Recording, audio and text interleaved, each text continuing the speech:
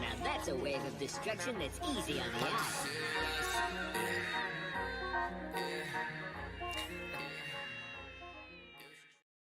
History will remember Afghanistan as the graveyard of empires. George Galloway, former British MP and host of the mother of all talk shows, is quoted saying, "If Alexander the Great failed to conquer Afghanistan, then so surely would Donald Trump." Most Americans and Oklahomans know next to nothing about this beautiful, mountainous, and now once again Islamic nation state. Remember, those who are ignorant of history are doomed to repeat it. Today at hashtag OTU Media, the Bunker Crew breaks down the Afghan debacle. Let's learn about it together and hashtag let the people decide. Afghanistan, where is it? Why are we there? Who else is in Afghanistan? How long have we been there?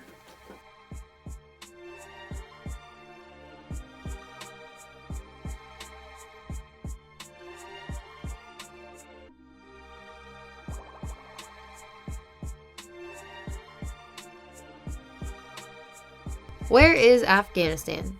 Like most Americans, you might be under the impression that Afghanistan is in the Middle East, due to the United States war on terror since 2001.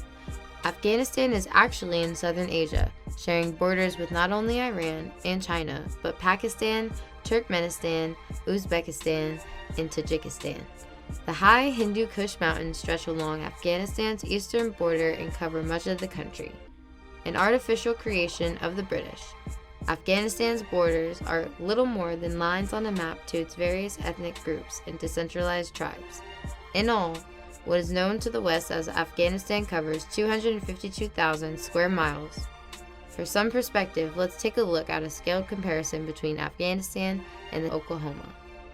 Oklahoma, in all, covers 69,899 square miles. So, Afghanistan is only approximately 3.5 times the size of our state.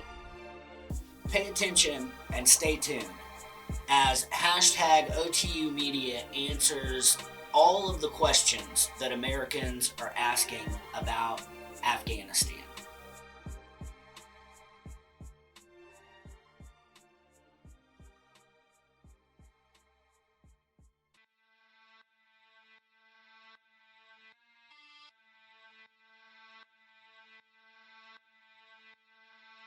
Over the last 50 years, Afghanistan has seen boots on the ground from almost every modern military on the planet. The Soviet Union, the British, American, French, Australian, German, Italian, Polish, and soldiers from around 20 other NATO countries have spent the last half-century fighting and dying in Afghanistan. Almost all of the European countries operating in Afghanistan finished complete withdrawals in early 2021. The Taliban have established a perimeter around the airport in Kabul, separating almost 15,000 Americans and 5,000 other foreign nationals from their only hope from escape from Afghanistan. The United States State Department is insisting that their people need to make it to the airport for assistance from the military, but emphasized that they cannot guarantee safe passage. France and the United Kingdom are currently deploying their remaining special operations units to extract the stranded citizens from Kabul city to the airport. The Taliban operate as a part of the global transnational Islamic terror network. They are affiliated with Al-Qaeda, Al-Nusra, ISIS, and other Wahhabi extremist elements of Sharia Islam. Vast swaths of open, often isolated or highly contested territory in Afghanistan make perfect breeding grounds for international criminal and other terror organizations.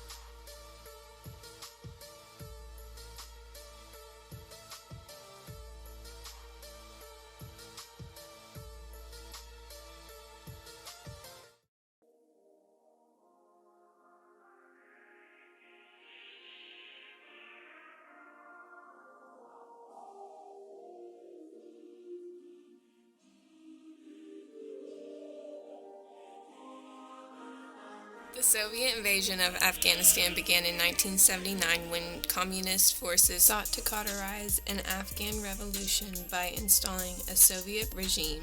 This attempted occupation by the USSR lasted 9 years, with the last Soviet troop withdrawing January 15th of 1989. During this time, moderate Afghan rebels known as Mujahideen were trained and equipped by U.S. intelligence services such as the CIA to harass their Soviet occupiers.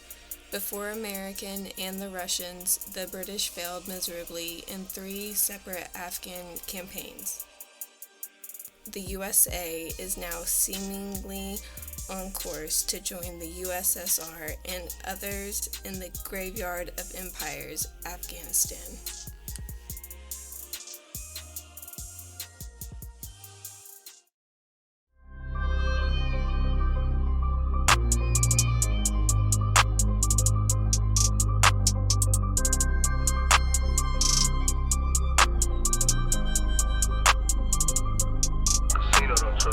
The United States originally invaded Afghanistan in 2001 following al-Qaeda terrorist attacks on the World Trade Center in New York City and the Pentagon in Washington, D.C., using 3 commercial airliners.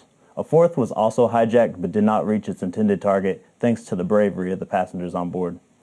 3,000 people lost their lives that day on September 11th, 2001, known as the worst terror attack in American history. Although the terrorist group al-Qaeda is based in Afghanistan, none of the 20 terrorists who had perpetrated the 9/11 attacks were from Afghanistan. Intelligence suggests 2 of the attackers may have gone through Afghanistan on their way to the United States. Claiming authority granted under the War Powers Act and supported by joint resolutions, President George W. Bush declared a global war on terror. He threatened to occupy Afghanistan and dismantle the Taliban's network unless al-Qaeda was exiled and bin Laden handed over to American troops. The Taliban refused and American bombers began hitting al-Qaeda and Taliban targets in Afghanistan on October 7, 2001. Operation Enduring Freedom had begun. Ground troops would follow 12 days later and have been there 20 years since. Why are we leaving now? The question we're facing today is, should we leave Afghanistan? A better question would be, why have we stayed so long? Of course we should, as soon as we can. America has been in Afghanistan for decades under the pretense of a global war on terror. If we don't, we'll be there for another decade, would be my prediction. Taliban leaders provide comfort and shelter for al-Qaeda terrorists. As part of the Islamic Terror Network, TITN, the Taliban serve as a dependable safe haven, as well as recruit and provide training for several international terror organizations. While many people know these pretexts for NATO extended presence in Afghanistan to be mostly political, few understand the real reason so much American blood and treasure has been spent there. The TAPI, Turkmenistan, Afghanistan, Pakistan, Indian pipeline, as part of their ongoing trade war with the U.S. and in a bid to undercut India's reliance on other regional energy exporters, Iran struck a deal to pump oil and natural gas to India.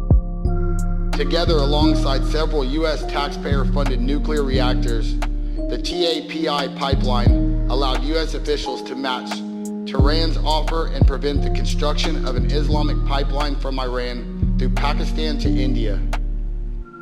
Opium. Afghan exports account for 80 to 90% of the world's illicit opium supply. The U.S. military and private Western contractors have regularly been tasked with protecting these opium operations under the guise of fighting international terror. Bagram Air Base. 1 hour north of Kabul, Bagram Air Base may be the biggest tactical concession made by the U.S. in their withdrawal from Afghanistan. Originally established by the Soviet Army in the 1950s, the new abandoned billion-dollar base was an impregnable fortress just 400 miles from China to its east and 500 miles from Iran to its west. 2 of America's most powerful adversaries.